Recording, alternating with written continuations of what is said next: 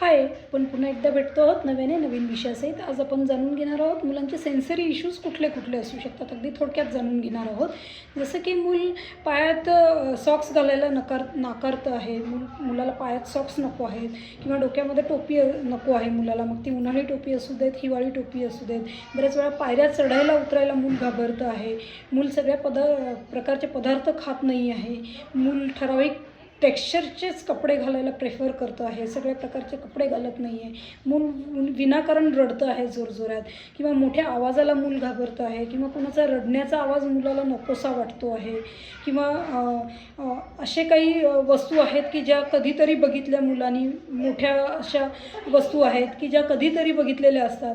त्यामुळे त्या वस्तू बघून मूल घाबरतं आहे. जसं की फिजिओ बॉल असेल किंवा बीन बॅग असेल किंवा केसांना टॉवेल बांधलेली व्यक्ती असेल किंवा मेहंदी लावलेली केसांना व्यक्ती असेल.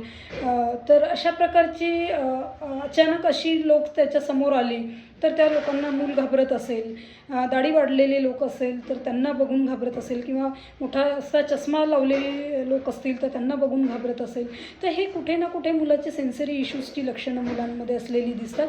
जर तुमच्या मुलांना हा जर इश्यू दिसत असेल, वाटत असेल तर नक्कीच त्याला सेन्सरी इश्यू असण्याची शक्यता आहे. आपण इथे थोडक्यात सेन्सरीविषयी माहिती घेतलेली आहे. आपण सध्या इथे थांबूया. पुढच्या भागात सेन्सरीविषयी अजून माहिती घेऊया. तोपर्यंत धन्यवाद.